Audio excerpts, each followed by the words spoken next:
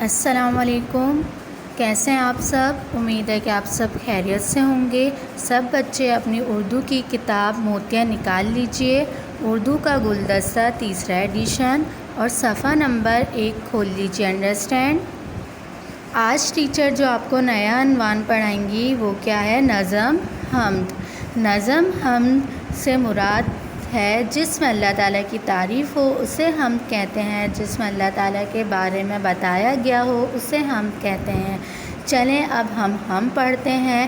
اللہ کا لے کر تم نام، شروع کرو سارے کام، نکلے سورج لے کر نام، ہوتی ہے صبح سے شام، بولے پرندے اللہ اللہ، بولے سمندر اللہ اللہ، نام لے چاند بھی اپنے رب کا، مالک ہے جو ہم سب کا۔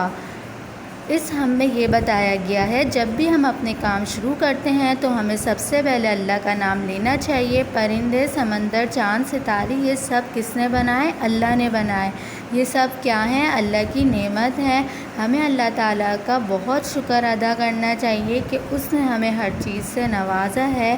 جب آپ لوگ گارڈن جاتے ہوں گے آپ لوگوں نے دیکھا ہوگا کہ اتنے پیارے پیارے پھول ہوتے ہیں اور پرندے ہوتے ہیں، بہت سارے کلر کے ہوتے ہیں، بہت سارے رنگ میں ہوتے ہیں اور بہت پیارے ہوتے ہیں۔ یہ سب کیا ہیں؟ اللہ تعالیٰ کی نعمت ہے۔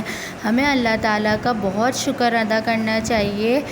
دنیا کی ہر چیز جو ہے وہ اللہ تعالیٰ کا نام لیتی ہے۔ پرندے، سمندر، چاند، پھول، یہ سب کیا ہیں؟ اللہ تعالیٰ کا شکر ادا کرتی ہیں، نام لیتی ہیں، اور ہمیں بھی اللہ تعالیٰ کا بہت شکر کرنا چاہیے اور ہر کام کرنے سے پہلے اللہ تعالیٰ کا نام لینا چاہیے۔ اور اللہ ایک ہے اور ہم سب کا مالک ہے۔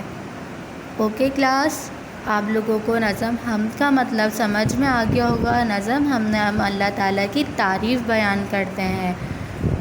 اوکے، اللہ حافظ۔